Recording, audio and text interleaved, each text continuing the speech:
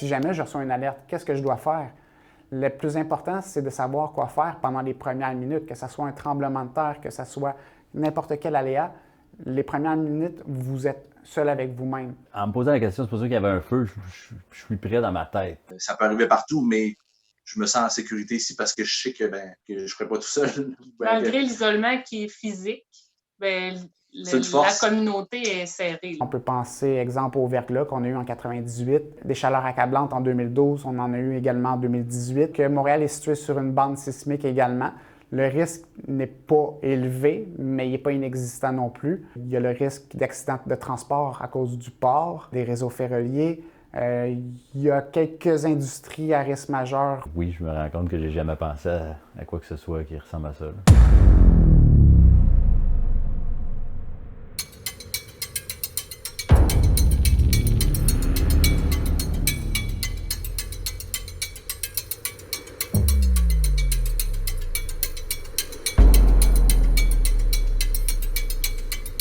On ne peut pas nécessairement se préparer à un risque si on ignore le risque. Je ne me suis pas fait un plan. On s'en est pas parlé. La communication n'est peut-être pas aussi bonne qu'elle pourrait l'être si j'en avais un. Il y a déjà eu un feu à la Tourbière ici il y a quelques années, puis il y avait, oui, en effet, les pompiers qui avaient été appelés en premier lieu, mais il y avait énormément de bénévoles aussi qui étaient là prêts pour aider, puis les pompiers fournissaient les équipements. Je pense que ce qui est la force dans des situations comme ça, c'est la communauté. C'est sûr qu'une trousse de 72 heures également est un incontournable. Avoir quelque chose pour survivre pendant 3 jours, ça peut faire toute la différence. Je sais aussi que dans mon véhicule, j'ai des couvertures chaudes, donc j'aurais peut-être le réflexe de retourner à la maison dans mon véhicule pour chercher des couvertures.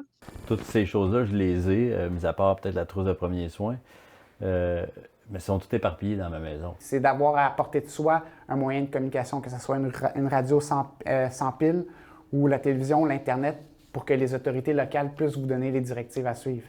Un Walkman? En fait, c'est surtout pour la radio. Une radio comme ça à AM/FM, ça te permet de capter les ondes. On a 2 moulins qui sont super bien préservés, qui sont fonctionnels sur place. Le moulin à eau, le moulin à vent sur le même site.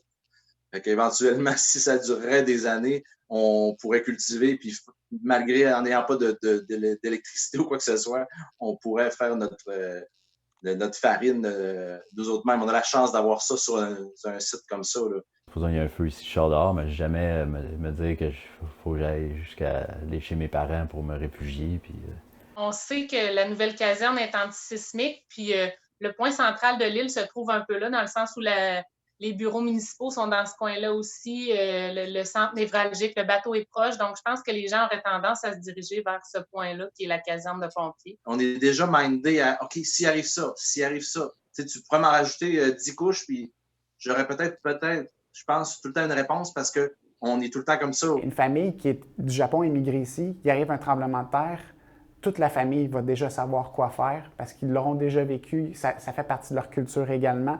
Alors que probablement qu'une famille québécoise typique va improviser. Comme ce qui s'est passé à Beyrouth, l'explosion, ça pourrait... En fait, eux, là-bas, ils pensaient qu'ils étaient en sécurité. Comme ça pourrait être la même chose ici. On pense tout le temps qu'on est en sécurité. C'est l'île aux coudres. C'est pas... Nous, on a eu la chance de grandir, puis de nos ancêtres aussi, mais c'est ce qui nous a façonné, puis c'est notre environnement physique qui fait qu'on est comme ça. Là. En tout cas, vous avez semé des réflexions en moi, puis honnêtement, je pense que le sac à dos, je vais le faire. L'important, c'est vraiment de se renseigner. La peur vient souvent de l'inconnu, puis l'impression d'avoir une perte de contrôle. Mais en vous renseignant, vous serez plus en contrôle, vous n'aurez plus nécessairement d'inconnu. Puis sachez qu'il y a toute une équipe d'employés professionnels et compétents qui sont là pour s'assurer de votre sécurité.